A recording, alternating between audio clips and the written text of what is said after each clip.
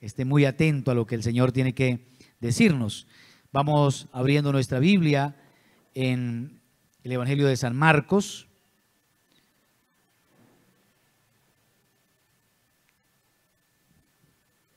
Capítulo 2.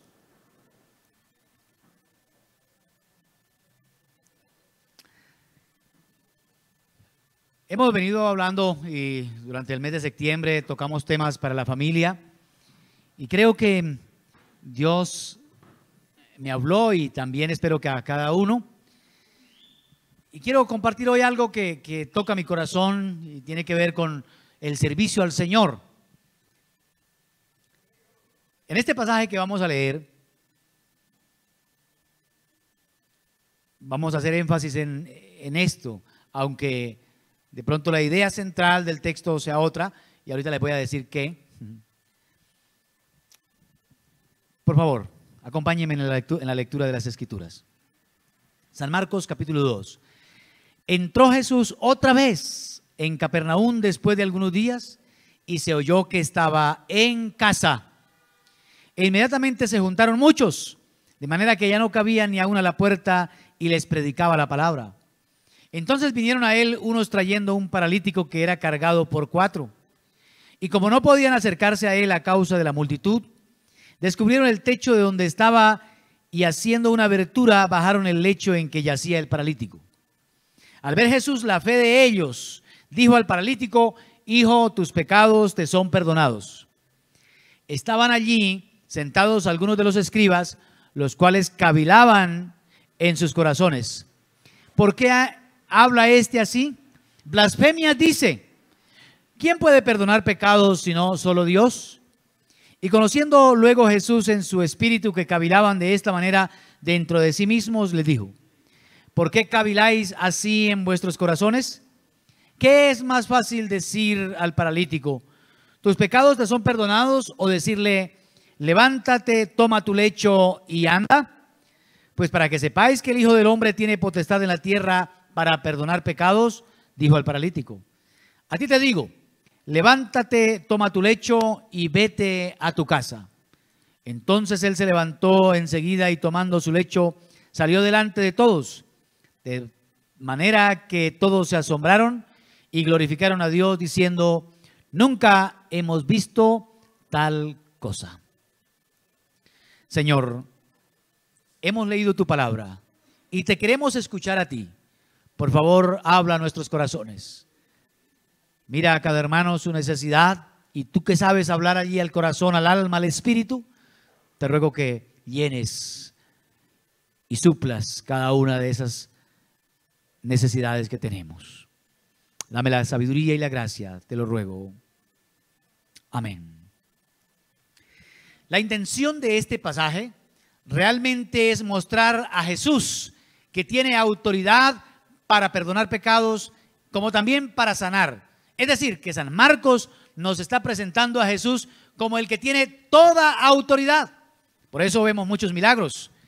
Autoridad sobre los espíritus malos, sobre la naturaleza, sobre las enfermedades y aún sobre la muerte.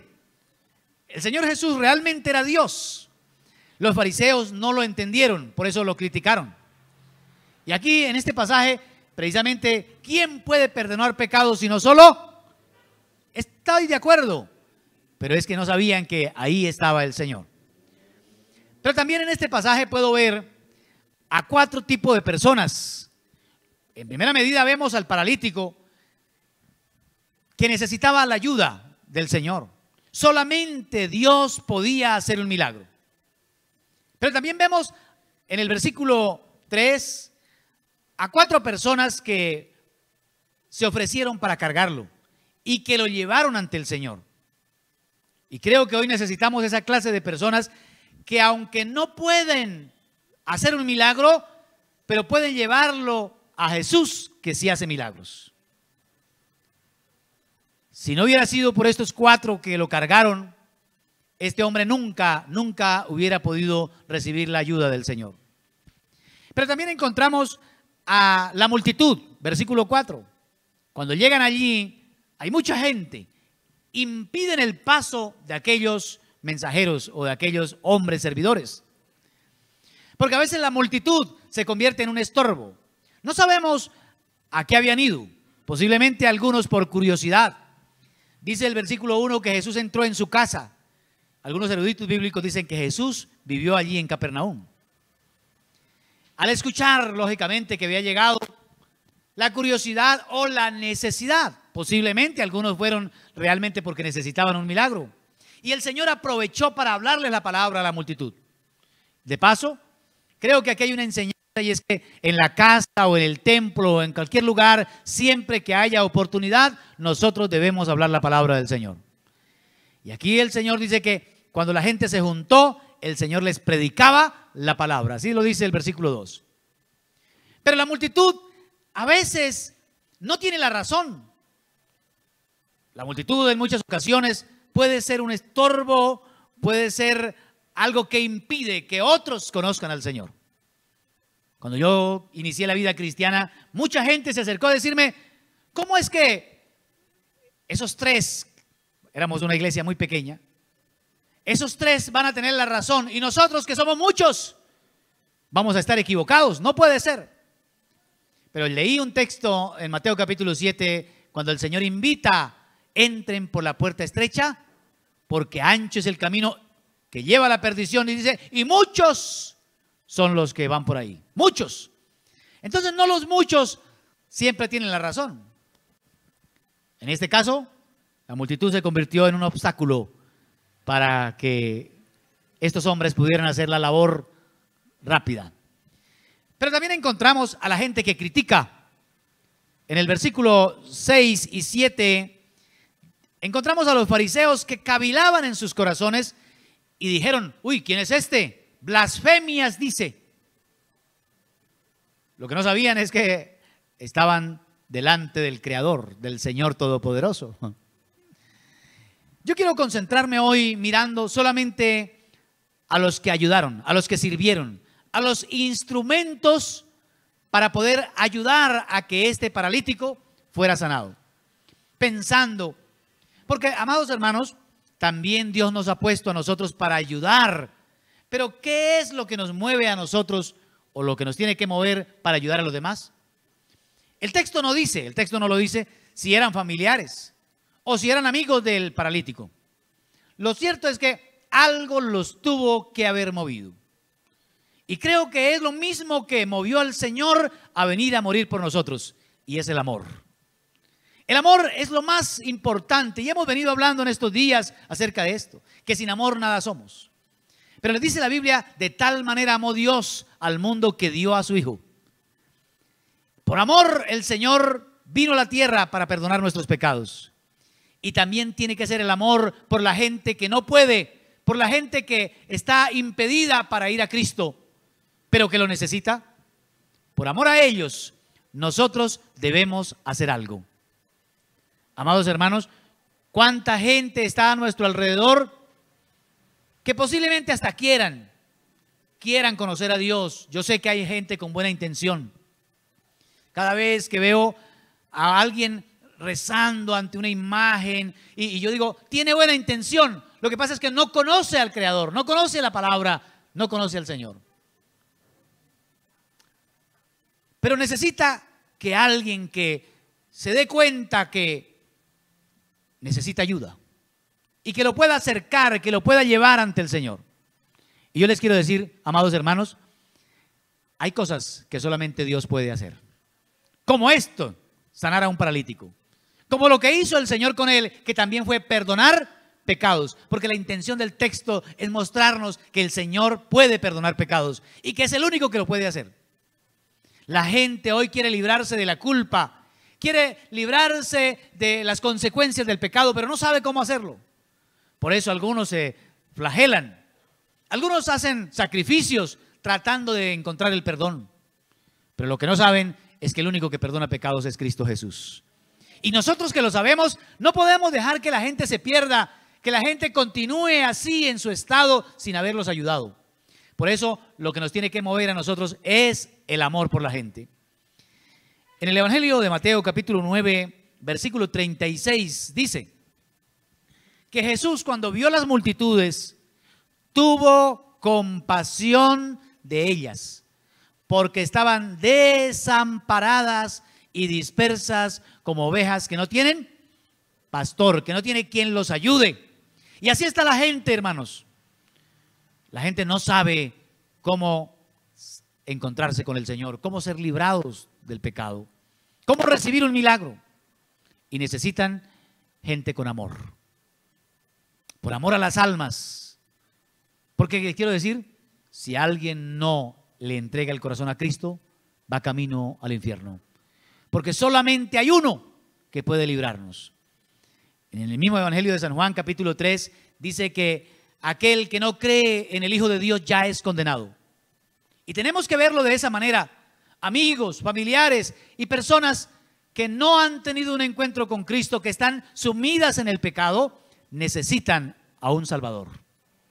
Por eso tenemos que hablar o tenemos que hacer algo para que ellos lo conozcan, por puro amor. Me dolería ver a mi familia o ver a mis amigos perdidos en la condenación.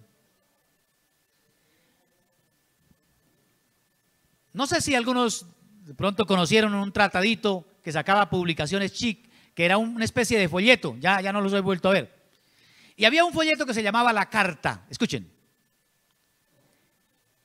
Y cuenta que una señora tuvo un sueño, una hermana de la iglesia tuvo un sueño. Era esta que le daba pena hablar del evangelio porque de pronto iban a decir que era fanática. Así que no compartía de su fe y ella decía, pues, mi testimonio habla solo. Y eso es verdad. Pero a veces la gente necesita que uno les cuente la experiencia de cómo fue que el Señor me cambió. Ella tiene un sueño y en ese sueño ella ve, se convierte como en una especie de pesadilla, ve que había muerto una amiga y ella pide escribir una carta y que se la lleven de vuelta. La carta decía más o menos así: mi amiga, condenada estoy, es culpa tuya donde voy. Cuando en la tierra andabas conmigo, nunca me mostraste el camino. Conocías al Señor en verdad y gloria, pero nunca me contaste la historia. Sabías mucho más que yo. Pudiste haberme guiado a Dios. Aunque vivíamos juntas allí, tu renacer nunca me lo contaste a mí. Por eso condenada estoy. No me hablaste de Él y al infierno voy. Muchas cosas me enseñaste. Sí, te llamaba amiga, confiaba en ti. Pero esta mi suerte no tenía que ser. Hoy es muy tarde y no me hablaste ayer. Caminábamos bajo el sol y bajo la luna y nunca me enseñaste luz alguna. Me dejaste vivir, amar y morir, sabiendo que al cielo no iba a ir. Confié en ti como una amiga en tiempo de tristeza y tiempo de alegría. Pero al llegar a este fin tan triste, ya sé que amiga jamás fuiste. Y ella despierta del sueño y dice, qué terrible pesadilla. No puede ser que mi amiga vaya a ir al infierno sin que yo le hable. Voy a hablarle. Y cogió el teléfono y llamó a la casa y le contestan, ¿usted no supo? Es que anoche tuvo un accidente y murió. Terrible. Amados hermanos, hay algo que nos tiene que mover y es lo mismo que movió al Señor, ayudar a la gente. El amor, la misericordia, esa que sale del corazón. No es lástima, sino amor por la gente perdida. La Biblia dice que nosotros somos la luz del mundo y la luz no se puede esconder. Dios nos colocó para brillar y Él le comisionó a los discípulos, les dijo, vayan por todo el mundo y prediquen el evangelio a toda criatura. Hagan discípulos a todas las naciones. Hay mucha gente hoy que conoce de religión, pero no conoce a Cristo. No ha experimentado el milagro de la vida eterna, porque alguien que se encuentra con Cristo jamás será el mismo. Dice la Escritura, de modo que si alguno está en Cristo, nueva criatura es. Las cosas viejas pasaron, todas son hechas nuevas. La evidencia de que alguien se encontró con Cristo es que cambia automáticamente, todo pasa a la historia y comienza una nueva. Así que en primera medida, amados hermanos, estos hombres tuvieron que haber sentido amor por Él. Fueran de la familia, o fueran amigos, o fueran vecinos, pero dijeron, no podemos dejarlo ahí. Alguien lo tiene que ayudar y yo sé quién le puede ayudar. Número 2, creo que este pasaje también me enseña que hay otra cosa que debe marcar a los creyentes y es la unidad.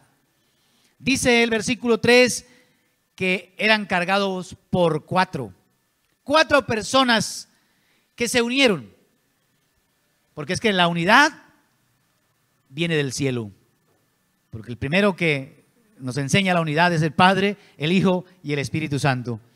Y Dios quiere que la iglesia sea una, tanto que en el Evangelio de San Juan nos menciona la oración que el Señor Jesús hace.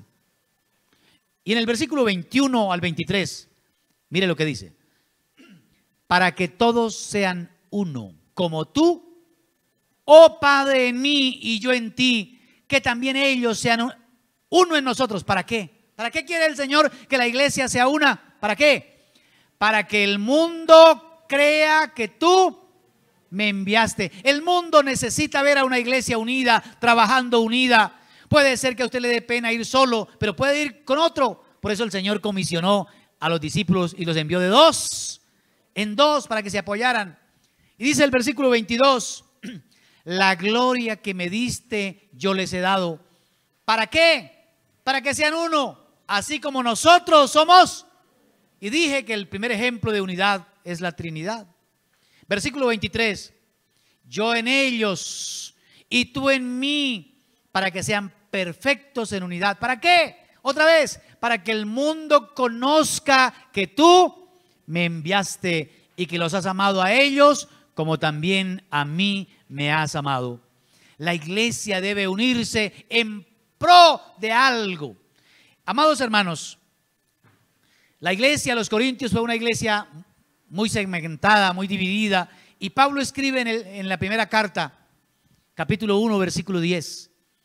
Os ruego, hermanos, por el nombre de nuestro Señor Jesucristo, que habléis todos una misma cosa, que no haya entre vosotros divisiones, sino que estéis perfectamente unidos en una misma mente y en un mismo parecer. Él quiere que la iglesia esté unida. Pero ¿cómo hace uno para estar unida o unido? Número uno, necesitamos alguien que nos dirija, y ese alguien se llama Cristo Jesús. Él debe ser el director técnico que nos organiza. Él es el que nos mueve, Él es el que nos llama. Por eso el versículo de San Juan 7:22 dice: la gloria que me diste yo les he dado para que sean uno. Amados hermanos, necesitamos en primera medida a Cristo reinando en nuestro corazón para poder ser uno. Número dos, necesitamos humildad para reconocer la importancia de los demás, lo importante que es trabajar en equipo. Yo les hablé en estos días, y precisamente hace 8 días el tema fue viviendo en unidad, ¿cierto? En comunión, en familia, común unión. Lo segundo que tenemos que es aprender a vivir unidos. El Señor lo quiere. Y para poder uno vivir y trabajar en unidad, también debe tener una meta en común. Estos hombres tenían algo en mente, y era llevar a este paralítico ante el Señor. Y cuando uno tiene una meta, amados hermanos, uno camina hacia ella. Se abstiene de muchas cosas con tal de lograrla. ¿Estamos de acuerdo? Si su meta en esta tierra es hacer dinero, posiblemente estás enfocado en eso. Si tu meta es hacer amigos, eso es lo que estás haciendo. Pero si su meta es agradar a Dios y su meta es que otros conozcan a Cristo, entonces uno está enfocado ahí, haciendo lo posible para que la gente también pueda conocer al Señor. ¿Estamos de acuerdo? Pero necesitamos unidad. La iglesia debe estar unida. Las familias deben estar unidas. Hay una tercera cosa que me llama la atención de este pasaje y que creo que debe ser una característica que nos marque a nosotros si queremos ser unidos, y es la perseverancia. Versículo 4. Y como no podían acercarse a él a causa de la multitud, descubrieron el techo de donde estaba y haciendo una abertura, bajaron el lecho en que yacía el paralítico. Siempre que usted emprende algo, va a encontrar un obstáculo. Estos hombres llegaron y dijeron: la casa está llena, ya no se puede. Vámonos para la casa, qué pena, otro día será. No hicieron. Ellos no se dieron por vencidos. Porque, amados, cuando uno ama a la gente, cuando uno quiere que la gente lo conozcan y se puede unir para trabajar con otros, también tiene que aprender a ser perseverante. Ahora, este principio funciona en el evangelismo, funciona en toda cooperativa, en todo trabajo, y es que tenemos que aprender a ser perseverantes. A veces desistimos tan fácil. No, es que yo le he hablado una semana, un año, he estado ahí orando tanto tiempo por esta persona y como que se endurece. Amados, tenemos que aprender a ser perseverantes. Yo oré al Señor, aunque todavía sigo orando por ellos, pero en primera medida oraba por salvación, por mi familia. Oré 8 años y medio. Todos los días me levantaba temprano a orar por mi familia. 8 años y medio, y luego mi mamá se convirtió al Señor. Y después de que se convirtió mi mamá, pues ya se convirtieron los demás. Pero, amados hermanos, 8 años y medio. Tenemos que aprender a ser perseverantes. Si usted tiene una meta clara, también tiene que aprender a ser inteligente. No dejarse vencer. Estos hombres dijeron, me imagino, bueno, ¿y ahora qué hacemos? Pensemos en algo, a ver qué solución podemos encontrar.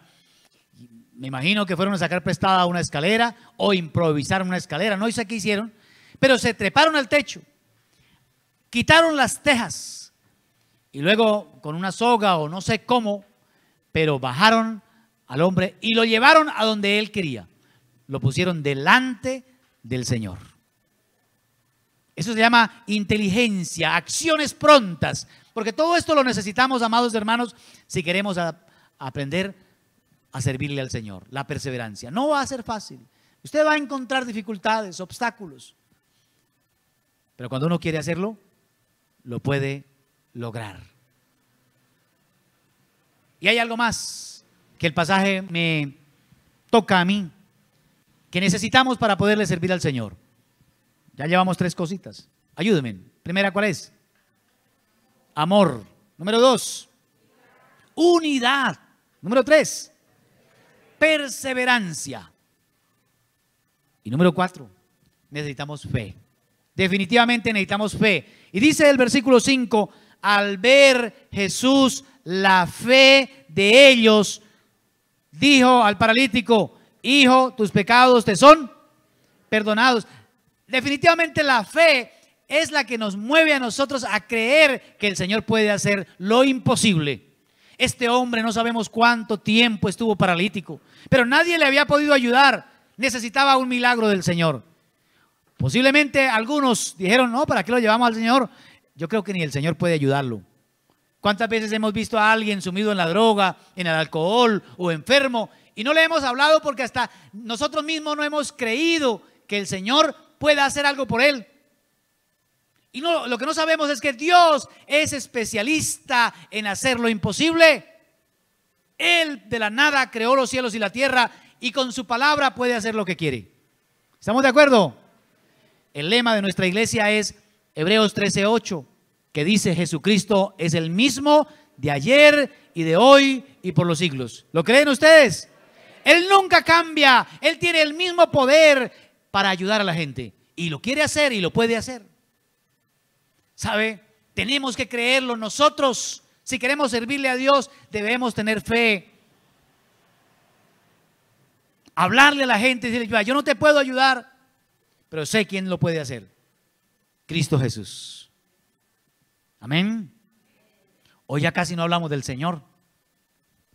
¿Por qué? Porque pareciera que ya el Señor no está haciendo milagros, no está ayudando a la gente. Y sabe que es el único que lo puede hacer. Cuando yo inicié la vida cristiana, escuchaba testimonios muy frecuentes de gente que estuvo en las drogas, gente que estuvo en grupos, que estuvo y se convertían al Señor y daban testimonio de lo que el Señor había hecho, porque alguien les había evangelizado. Hoy cuando vemos a la gente, yo no creo que este hombre se vaya a convertir, porque hemos perdido la fe. Amados, si el Señor pudo cambiarme a mí, puede cambiar a cualquier persona. Si el Señor te ayudó a ti, puede ayudar a cualquier persona. ¿Estamos de acuerdo? Usted no sabe cuándo alguien va a recibir ayuda. Yo recuerdo, estaba recién convertido y vivía en una vereda, y un sábado en la mañana iba con un hermano por una carreterita, y de pronto venía un grupo de personas, un grupo armado, y traían una camilla con una persona enferma. Y nos dijeron: ustedes, ayúdenos a cargar. Lo llevaban entre 4, pero nos pidieron que lo lleváramos nosotros, así que metimos los 2 hombros, pone uno las varas sobre los 2 hombros, y ya no fue entre 4, sino entre el hermano y yo. Y lo llevamos, no sé, unos 20 minutos, y el hombre empezó a quejarse. Entonces dijeron: déjelo que descanse un poquito. Entonces lo bajamos, y ellos se fueron por allá a mirar, que la gente anda con miedo. Y yo recuerdo que me acerqué y le dije: vea, yo no sé qué va a pasar con usted, pero lo que sí sé es que el Señor te puede perdonar, y si hoy tiene que presentarse delante de Dios, Él es el único que le puede salvar. ¿Quiere usted recibir a Cristo? ¿Quiere pedirle perdón al Señor? Y empezó a llorar, lágrimas, y me hizo con la cabeza que sí. No podía hablar, pero le guié en una oración, y yo sentí que el Señor había escuchado esa oración. Llegaron rápidamente y nos dijeron: cárguelo nuevamente. Y lo cargamos por ahí una media hora más. Cuando ya llegamos a donde lo iba a recoger el carro, como a los 10 minutos murió. Y yo quedé con una satisfacción, con una alegría de saber que este pecador había encontrado en su último momento a Cristo Jesús. No vaya a ser como la historia del sueño, que de pronto cuando queramos hablarle a la gente ya sea demasiado tarde. ¿Sabe por qué? Porque nos faltan 4 cositas. Número 1, nos falta mucho amor por la gente. A veces decimos que amamos, pero dejamos que la gente se pierda. Y el Señor no hizo eso. Al contrario, por amor, no quiere que nadie se pierda. Nos falta unidad. Como iglesia tenemos que armar equipos, mirar a ver cómo hacemos para que otros conozcan a Cristo. Abrir nuestra casa para que se predique la palabra, invitar a vecinos, invitar a amigos, pero la gente necesita conocer al Señor, conocer la palabra. Jesús, la gente llegó a su casa y les habló, empezó a predicarle la palabra.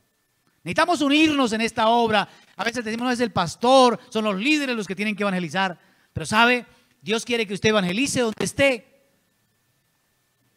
Un hermano o un policía que se convirtió en hermano, y cuando eso era como mal visto que un cristiano cargara un arma, entonces algunos le dijeron: no, tiene que renunciar a ese trabajo.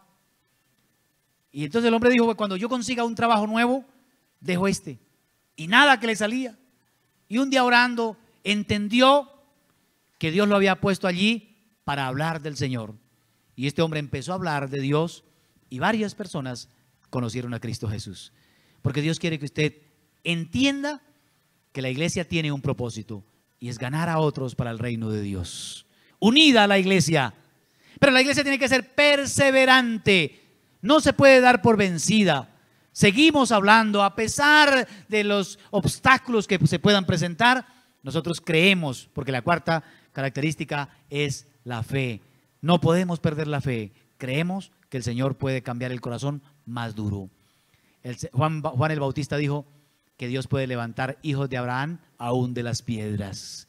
Y entre más dura sea la piedra, más fácil parte. Por eso, amados hermanos, yo quiero que hoy oremos por la gente que no conoce al Señor, para que el Señor también levante personas como estos 4 que aportaron el tiempo, aportaron el amor, hicieron todo lo que estaba a su alcance para poder llevar a este hombre ante los pies del Señor. ¿Qué tal si cierras tus ojos ahí? El Señor quiere llenarte de poder. Pero recibiréis poder cuando haya venido sobre vosotros el Espíritu Santo, y me seréis testigos. Él quiere enviar su presencia con nosotros. Él quiere capacitarnos para que donde vayamos le digamos a la gente: yo conozco a alguien que me cambió y te puede cambiar. Alguien que te puede ayudar, y ese se llama Cristo Jesús. Él puede sanar, Él puede perdonar, Él puede hacer lo que usted cree que es imposible. Señor, en esta hora Te ruego que sea tu Espíritu sobre nosotros. Bautízanos con fuego, bautízanos con tu presencia, para que podamos entender que fuimos llamados para llevar a otros ante tu presencia. Porque es verdad, yo no los puedo ayudar, pero tú eres el único que los puede cambiar. Esa tristeza, esa alegría, yo no la puedo cambiar. Tú, oh Señor, eres el Señor de todo. Tú puedes cambiar el lamento en baile. Tú puedes cambiar la amargura en gozo. Tú puedes cambiar la esclavitud de las drogas por una vida libre. Por eso, Señor, hoy te alabamos y te pedimos que aumentes nuestra fe, que pongas tu Espíritu en nosotros para poder servirte a ti con todo el corazón. Señor, muchas gracias. Si hay alguien que no ha recibido a Cristo hoy, quiero decirle, es el único que te puede perdonar. Y si has venido aquí, es posiblemente que alguien te invitó o el mismo Espíritu Santo te trajo para que encontraras a Cristo, que es el que te puede cambiar, te puede perdonar, te puede liberar. ¿Sabe? El Señor no sanó a este hombre primero lo perdonó, porque hay algo más importante que la sanidad, es el perdón. Posiblemente este hombre estaba culpado, cargado por la culpa, no sabemos, pero el Señor, que conoce el corazón, lo primero que hizo fue decirle: hijo, tus pecados te son perdonados. No te vayas de aquí sin haber recibido a Cristo, el único que puede hacerlo. Dile al Señor: vengo delante de ti y reconozco que soy un pecador, te he fallado, pero sé también que me amas y que enviaste a tu amado Hijo a morir en la cruz. Y yo quiero abrir mi corazón para que vengas a vivir. Te acepto como mi Señor y como mi único Salvador. Lléname de tu Espíritu, porque quiero hacer tu voluntad. Te quiero conocer, te quiero amar, te quiero servir. Hágase tu voluntad conmigo. Señor, gracias por recibirme como tu Hijo. Gracias por perdonarme. Gracias, Señor. Amén.